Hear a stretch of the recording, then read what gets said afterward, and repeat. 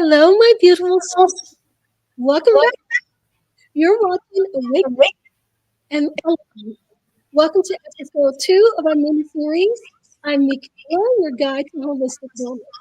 This week's focus is about harnessing your creativity and intuitive guidance to realign with your authentic self and rekindle your inner spark. Today, intuitive healer Marian and I are exploring how creativity can realign you with your true self. Welcome, Marianne. Thank you, Michaela. Nice to be here. As usual, I am so happy to have you here with us today to share your wisdom with us. Before we jump into today's episode, as usual, I always like to ask, do you have a card that you would like to share with us today? I do, and I just chose it before we came on, and it's called Mindset Breakthrough. And it says, when your head and your heart are aligned for the outcome that you want, go for it. Your brain is your conductor and your body is your orchestra. When you can see it in your mind, you can hold it in your hand. You give life to it, and when you decide on it, act on it, and live it, the most powerful outcome can be yours when you trust your gut and go for what you truly desire and want. Just do it, and it may be life-changing. So this is Mindset Breakthrough, and you can see the frequency number is there. And it's interesting, very interesting that it came up with the word alignment, because that's what you're talking about today. And the frequency number is 123 331 123. Very interesting. Awesome. Well, thank you. Thank you for sharing that with us. And which deck is that one from? That is from I Dreamed a Dream. I Dreamed a Dream. Okay, awesome. Yeah. Thank you. So if any of you would like to,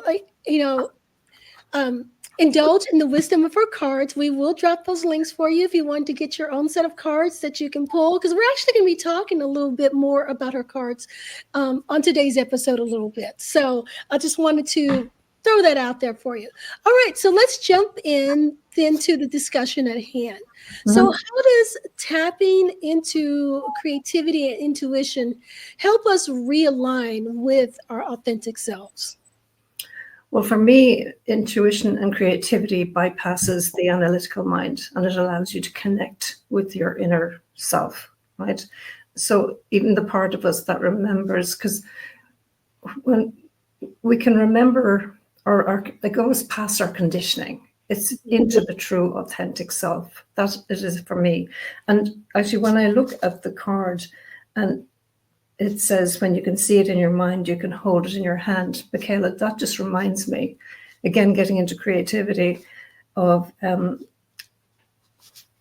memory of myself as I think it was about 6 or 7 years of age, as I used to play in my parents' garden. They had a front garden and a side garden. And in my mind, I had mapped out a floor plan of my make-believe house that I lived in, and this was my go-to place. But in the far left side of the garden, I could never figure out, no matter how hard I tried, there was a part of the garden I could never figure out what was in this space, but I knew there was something there. And every time I got to the space, I could feel it, I couldn't see it, and I couldn't sense it, and I didn't know what it was. And then one day, I was sitting with my grandchild, and she was about 5, I think. And that memory came back, and I said, oh my goodness, the house I'm living in now is the exact floor plan of what I had imagined when I was 6 years of age. And when I go out my back door and go to the left-hand side of my garden that I'm living in now, that's where my clinic resides. And that's where all my creativity is done. And that's where my clinic is as well. So it's amazing that when you can see it in your mind, you can hold it in your hand, which has come up in this card today. Wow. So imagination is so wonderful, because it can take you away from your stresses and your anxieties, and you can imagine anything that you want to imagine, and then bring it into your reality. Yeah, one of my favorite quotes is actually by Einstein when he talks about how imagination is more important than knowledge. Yeah. Because our imagination me, I feel like our imagination is our intuition speaking to us. It's because it, like I said, it bypasses the consciousness, the ego, and all of that. And our imagination is, to me, is our soul speak, if you will. Mm. And our imagination is what allows us to create our lives and create what we want. And some people call it manifestation, so Yeah. however you think of it, but that allows us. One of the reasons why I love having these creativity conversations with you is because I feel like creativity is so important for us to be able to live the lives that we want and we desire, because we need to be able to create those lives and create the circumstances that brings about the things that we want and we need. In the work that I do, often there are blocks that are come up that's along the lines of create creative insecurity, and, Mm. and it's like this mental block of not being able to create. And I feel like when people can be creative in some sort of way, whether it's you know, drawing or journaling or whatever, it opens us up to be creative in other ways as well. So it's not just about creativity, it's about creation. So I love that you're Mm. sharing wisdom with us. So let's just kind of jump into a little bit more on this. Activities. So, first of all, as I mentioned at the beginning of the episode, I wanted to talk a little bit more about your cards, because your cards are actually a very good tool for intuitive healing prompts that can be used for journaling. We've talked about this before. Yeah. So, can you talk a little bit more about using, your cards in particular, other intuitive healing cards, as prompts for creative journaling? And if you can also offer some other activities that people can do that you would recommend for helping us be able to realign. Yeah, well, my cards came through pure and utter intuition, and that's a direct connection to natural knowing, So Mhm. it's like aligning with your inner compass. Um, I found even yesterday I was doing my weekly call. I do a weekly call every week, and the card was about strength and surrender. And one of the attendees was saying, "Gosh, that's what I've been doing all day today, is trying to let go of what's Mhm. holding me back." So again, they are great prompts. Now again, you could not.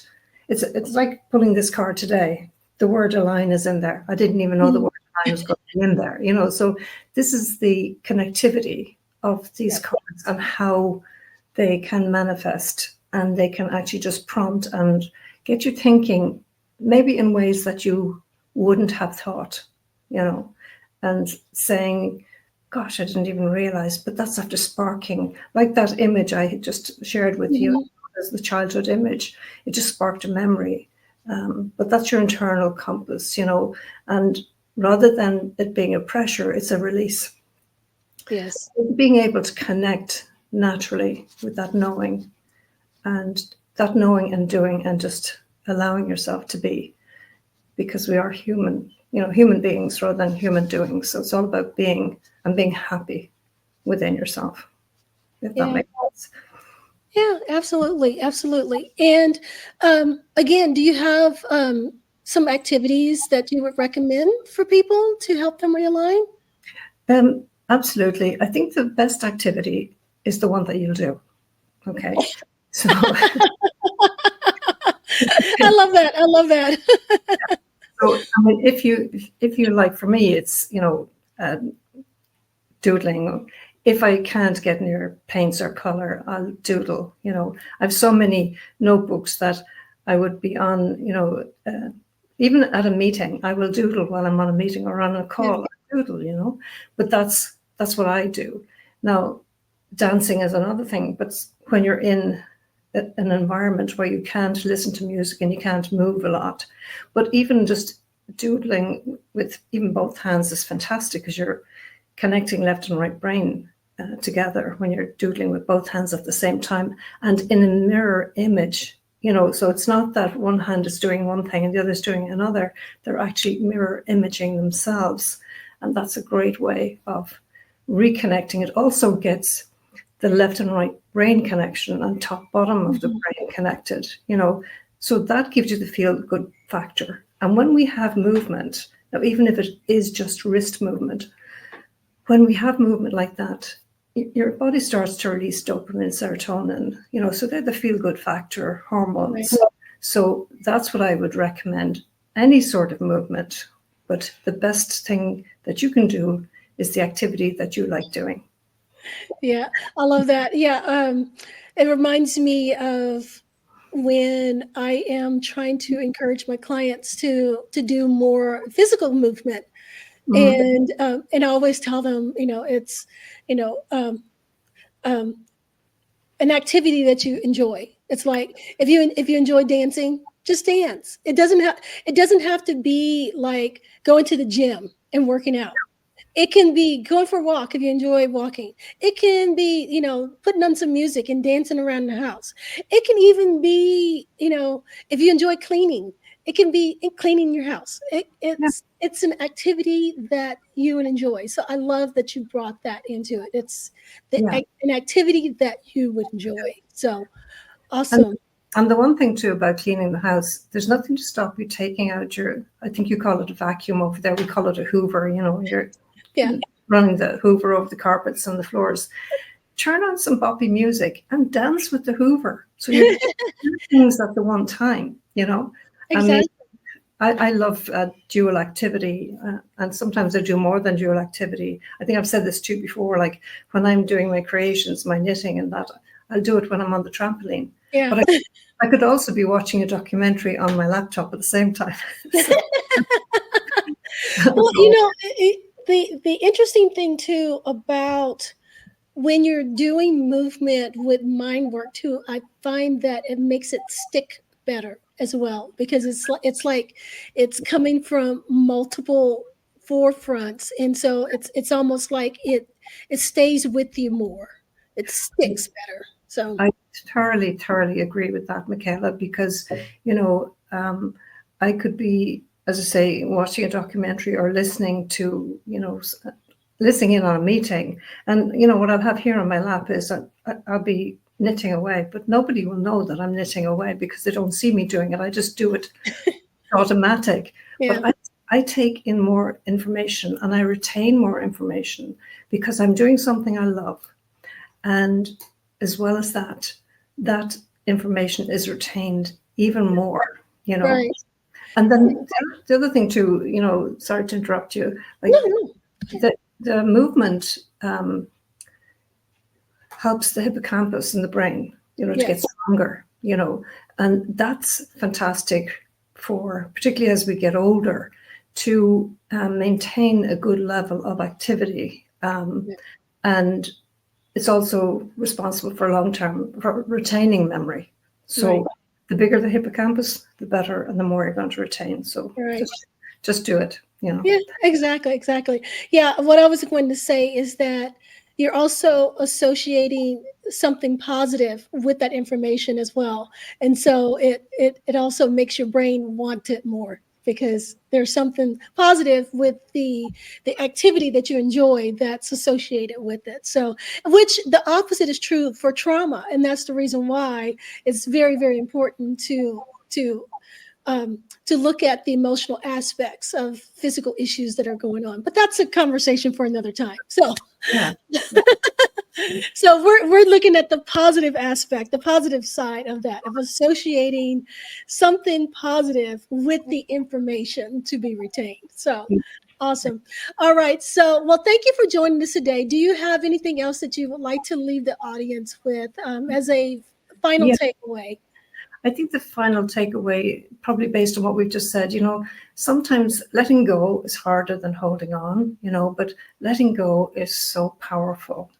And I think we've said this before, like no is a complete sentence. I heard this recently when somebody said, I'm glad they said no. I think it was Wayne Dyer said, I'm glad they said no, because it meant I had to do it myself, which which means it's another learning process, you know. So yeah, I think it's just let things go, you know, as much as you possibly can. Don't hold on to things that are no longer serving you, because if they're not, as you say, awakening and aligning you, then they're putting you off kilter and off track, you know. And we don't want that. We want, because when you're awakened and when you're aligned, you move so much better and so much more with ease. And that knowing just kicks in and you just feel you're on the right road. Absolutely, absolutely. Well, thank you for joining today's show. As a recap, your creativity is your intuitive compass, and engaging in creative activities opens pathways to deeper self awareness and realignment. Thank you for tuning in to Awaken and Align once again. Trust your inner voice, keep living aligned, and remember, as I always say, wellness isn't a destination, it's your daily journey. See you next time. Bye. Bye bye. Thank you.